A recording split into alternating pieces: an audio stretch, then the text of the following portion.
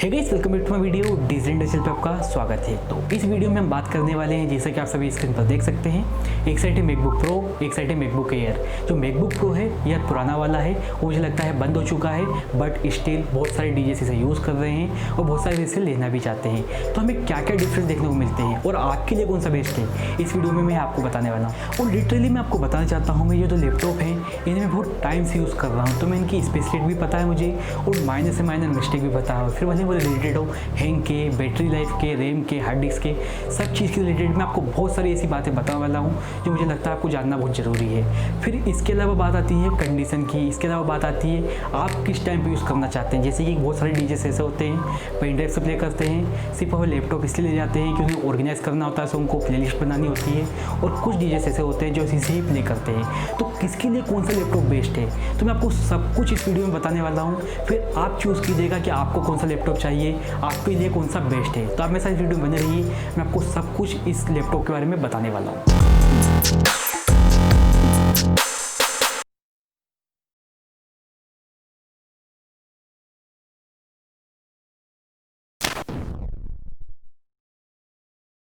तो गाइस, आप जैसे कि देख सकते हैं, आपको आपकी स्क्रीन पर दिख रहा होगा मैकबुक एयर जो कि मेरा है। अब हम चेक करते हैं सबसे पहले किस ईयर में आया था, कौन सा वेरिएंट है मेरे पास। तो हम यहाँ पर जाते हैं अबाउट दिस मैक पर, आपको यहाँ पर देखने को मिलता है ओवरव्यू में मैक ओएस कैटलिना है। इसका जो वर्जन है 10.15.4 है और यह मैकबुक एयर है 13 इंचेस अर्ली 2015। और मैंने यह जो परचेज़ किया था 2016 पर कर लिया था, तो अभी तक मैं इसे यूज़ कर रहा हूँ। तो अब हम देखने वाले हैं इसकी स्टोरेज कितनी है, इसकी रैम कितनी है, जिससे हम परफॉर्मेंस लेवल का पता कर सकते हैं। जैसे कि आप यहाँ पर देख सकते हैं, इसकी जो रैम है 8 GB इसके साथ ही आई थी, मैंने कोई भी एक्सटेंड नहीं की है।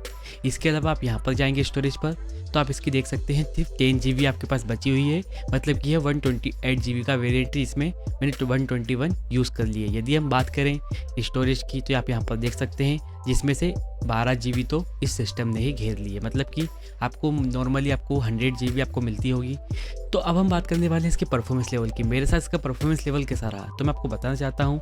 परफॉर्मेंस लेवल में आपके लिए कोई भी दिक्कत नहीं आएगी। यदि मेरे पास इसमें 1 GB भी बचती है, उसके बाद भी आपको परफॉर्मेंस लेवल बहुत अच्छी देखने को मिलती है। बट जैसे कि आप देख सकते हो, मैंने हार्ड डिस्क लगा रखी है 2 TB की, वो 2 TB की हार्ड डिस्क लगा रखी है, तो आपको पता ही होगा यहाँ पर मेरे पास स्टोरेज है ही नहीं।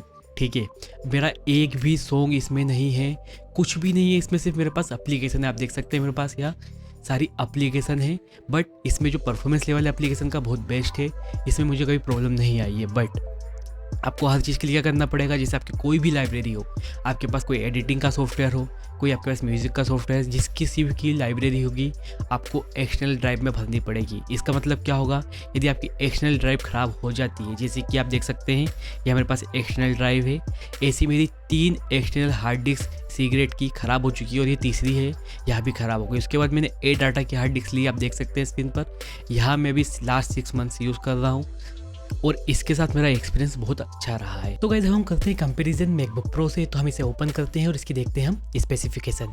तो सबसे पहले हम जाते हैं अबाउट दिस मैक में। यदि स्पेसिफिकेशन हमें देखनी होती है तो आप देख सकते हैं मैक ओएस मोजावो है और नीचे आपको वर्जन लिखा हुआ मिलता है। और यहाँ देख सकते हैं मैकबुक प्रो 13 इंचेस और यह कब लॉन्च हुआ था, मिड 2012 पर। ठीक है, तो यहाँ पर यह है। इसके बाद हम बात करेंगे अब इसमें हमें रैम कितनी देखने को मिलती है और हमें स्टोरेज। तो आप यहाँ नीचे देख सकते हैं मेमोरी पर आपको यहाँ पर 10 GB रैम दिख रही होगी, क्योंकि रैम मैंने एक्सटेंड कराई है। अब हम चलते हैं स्टोरेज की तरफ, तो आप यहाँ पर देखेंगे आपको 500 GB स्टोरेज देखने को मिलती है, जो कि HHD है। ठीक है, यहाँ पर आप देखेंगे 117 GB मेरे पास अवेलेबल है, अभी फ्री है।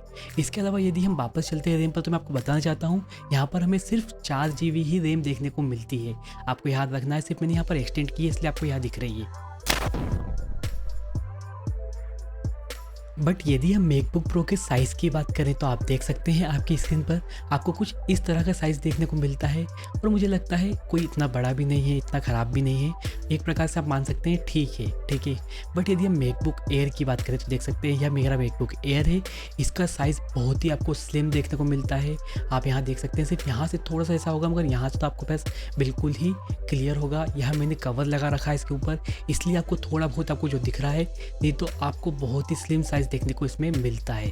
ठीक है, यदि हम कंपैरिजन करते हैं तो आप देख सकते हैं मेरा मैकबुक प्रो है और यह मेरा मैकबुक एयर है। तो आप कंपैरिजन कर सकते हैं यहाँ से और यहाँ से। आपको दोनों में बहुत डिफरेंस देखने को मिलता है साइज़ में, बट स्टिल दोनों का साइज़ अच्छा है। बट यदि आप मैकबुक एयर की साइज़ की बात करें तो उसकी बात ही अलग है, वह बहुत स्लिम साइज़ है, आप यहाँ पर देख सकते हैं। और यदि इस लैपटॉप को आप बैग में रखते हैं तो आपको इसका साइज़ ही पता नहीं चलेगा, आप खुद देखिए एक बार। यदि हम मैकबुक एयर के पोर्ट की बात करते हैं तो आप देख सकते हैं यहाँ पर आपको थंडरबर्ड का, यूएसबी का, कार्ड स्लॉट का पोर्ट देखने को मिलता है इस साइड। और यदि हम दूसरी साइड बात करें तो आप यहाँ देख सकते हैं चार्जिंग स्लॉट देखने को मिलता है, यूएसबी का और हेडफोन जैक का ऑप्शन देखने को मिलता है। यहीं हम बात करते हैं मैकबुक प्रो की, तो यहाँ पर आप देख सकते हैं एक टाइम तो आपको पूरा CD प्लेयर का ऑप्शन ही देखने को मिलता है।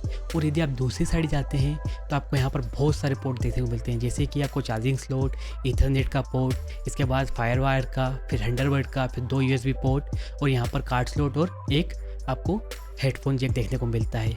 वैसे आपने देखा होगा आपके पास जो मैकबुक एयर था उसमें आपके पास ईथरनेट का पोर्ट नहीं था, तो मेरे को कनेक्टर खरीदना पड़ा। आप देख सकते हैं यहाँ पर यह ईथरनेट टू थंडरबर्ड का कनेक्टर है। यदि आपको ईथरनेट पोर्ट का यूज़ करना है तो आपको मैकबुक एयर के लिए यह कनेक्टर खरीदना पड़ेगा। सो गाइस, मेरा एक्सपीरियंस क्या रहा है इन दोनों लैपटॉप को लेके और मेरे ओपिनियन क्या है इन दोनों लैपटॉप को लेके, तो अब मैं आपको यहाँ बताने वाला हूँ। जैसे कि आप पहले हम बात करते हैं मैकबुक एयर की, जिसका मॉडल है अर्ली 2015। मैं आपको पता है मॉडल इसलिए बता रहा हूँ कि हमारे पास नए भी मॉडल आ चुके हैं, तो हम अर्ली 2015 की बात कर रहे हैं। तो जो उससे मैं यूज़ करता हूँ, जो मेरा स्क्रीन टाइम है 8 से 10 आवर्स से 12 आवर्स भी हो जाते हैं। ठीक है, तो मैं आपको बता रहा हूँ मैंने यूज़ बहुत किया है इन दोनों लैपटॉप को। और जैसे कि मैं आपको मैकबुक एयर की बताऊँ तो आपको परफॉर्मेंस लेवल पर कभी भी दिक्कत नहीं आने वाली। मैं कितने गिग्स में इसे यूज़ कर चुका हूँ और मेरे को आज तक कभी प्रॉब्लम नहीं आई है। बट आपको पता है इसमें जो स्टोरेज लेवल है आपको मिलती है 128 GB या 256 GB। आपको 2 ही वेरिएंट मिलते हैं। और यदि आपको SSD एक्सटेंड करानी तो जब आप लैपटॉप लेते हैं आप उसी टाइम एक्सटेंड करा सकते हैं, मतलब कि आप 512 GB तक आगे बढ़वा सकते हैं। इसके अलावा आप नहीं करवा सकते। और मैं आपको एक बात बताना चाहता हूँ, जैसे कि आपको पता है यदि आप डीजे हैं या आप कोई भी म्यूजिक रिलेटेड है तो आपके पास डाटा बहुत ज़्यादा होने वाला है, तो आप एक्सटर्नल हार्ड डिस्क का यूज़ करेंगे। और मेरे साथ एक्सटर्नल हार्ड डिस्क का जो केस है बहुत ही ख़राब रहा। जैसे कि जो मेरी सीक्रेट हार्ड डिस्क आपको मैंने बताई है, मेरी 3 हार्ड डिस्क मेरी ख़राब हो चुकी है। और अब मैंने जो चौथी हार्ड डिस्क खरीदी वह है एडाटा की, उसमें मेरे को कोई प्रॉब्लम अभी तक नहीं आई है लास्ट 6 मंथ से। अब हम बात करने वाले हैं मैकबुक प्रो की। तो जो मैकबुक प्रो की हम बात कर रहे हैं वह 2012 मॉडल है। और मैं आपको बताना चाहता हूँ इसमें जो हार्ड डिस्क हमें मिलती है HDD मिलती है 500 GB और 4 GB हमें रैम मिलती है। आप इसे एक्सटेंड करा सकते हैं, जैसे कि मैंने कराई है 3 GB मैंने एक्सटेंड करा ली। यदि आप 4 GB पर चलाते हैं तो मैं अपने लैपटॉप का एक्सपीरियंस आपके साथ शेयर करता हूँ। मुझे कभी स्टार्ट करना था तो 12 से 15 मिनट्स मुझे लग जाते थे।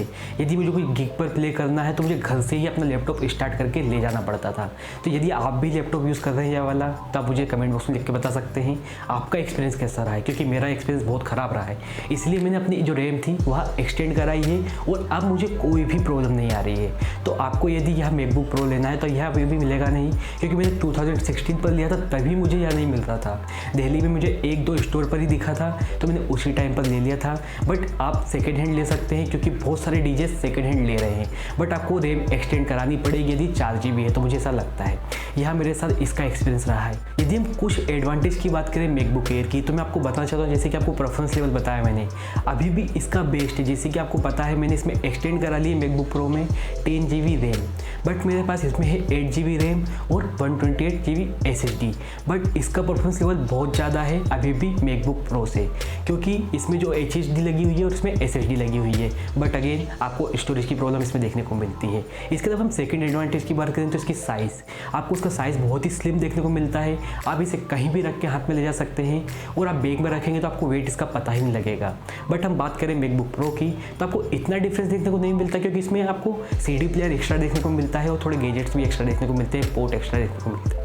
तो मैं आपको बताना चाहता हूँ इतना डिफरेंस नहीं है साइज़ में, बट ऑब्वियसली साइज़ की बात करें तो मैकबुक एयर ज़्यादा अच्छा है। यदि हम पोर्ट्स की बात करते हैं तो आप देख सकते हैं कंपेरिजन में मैकबुक प्रो के आपको मैकबुक एयर में कम पोर्ट्स देखने को मिलते हैं। जैसे कि आपको मैंने बताया आपको ईथरनेट पोर्ट ही देखने को नहीं मिलता, इसके लिए आपको अलग से कनेक्टर लेना पड़ता है।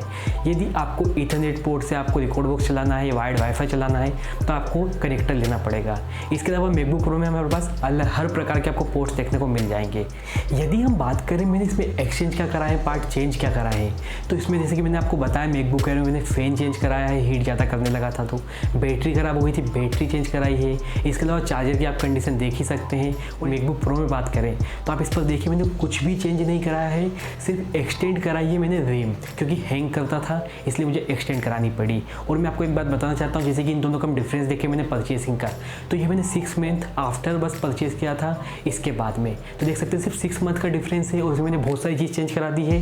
जितने में आप यदि सेकेंड हैंड लैपटॉप लें तो यह वाला सेकेंड हैंड लैपटॉप आ जाएगा, इतना कुछ मैंने इसमें चेंज करा दिया है। तो आप समझ सकते हैं कितनी बड़ी प्रॉब्लम है यदि आप यह वाला लैपटॉप लेते हैं तो। बट यदि आप मेरे ओपिनियन जानना चाहते हैं तो मैं आपको बता देता हूँ, जैसे आपके घर पर कोई iMac है, PC है, या आपके पास स्टोरेज के लिए अच्छी जगह है, तो और यदि आप ट्रैवलिंग ज़्यादा करते हैं तो आप यह जो लैपटॉप है इसे परचेस कर सकते हैं, क्योंकि आपको पता है इसका जो साइज़ है बहुत ही स्लिम है और इसका जो परफॉर्मेंस लेवल है बहुत ही अच्छा है। तो आपको ऐसी प्रॉब्लम नहीं आने वाली। यदि हम स्टोरेज की बात करें तो आप क्या कर सकते हैं, कभी कभी आप एक्सटर्नल हार्ड डिस्क लगा सकते हैं, उसमें आपको प्रॉब्लम नहीं आने वाली। बट यदि आपको पता है पूरा ही काम आपको इससे करना है तो आपको दिन भर हार्ड डिस्क लगा के रखनी पड़ेगी, इसमें आपको प्रॉब्लम आ सकती है, आपकी हार्ड डिस्क ख़राब हो सकती है। और यदि आपकी एक बार हार्ड डिस्क ख़राब होगी तो आपको पता है कितना आपका डाटा जाने वाला है। तो इसलिए आप मैकबुक प्रो को परचेस कर सकते हैं। मुझे ऐसा मानना है, यह मेरे दोनों लैपटॉप के एक्सपीरियंस के हिसाब से आपको बता रहा हूँ। सो गाइस मुझे ऐसा लगता है इस वीडियो से आपको हेल्प मिली होगी और आपको लैपटॉप में डिफरेंस समझ में आया होगा। अब यह आपके ऊपर है, आपको किस लिए लैपटॉप चाहिए, आपको उसमें क्या करना है। अब मुझे लगता है इस वीडियो को देखने के बाद आप अच्छे से डिसाइड कर सकते हैं आपको कौन सा लैपटॉप परचेस करना है। इसके अलावा यदि आपको यह वीडियो अच्छा लगा है तो प्लीज़ इस वीडियो को लाइक कर दीजिए और दोस्तों में शेयर कर दीजिए।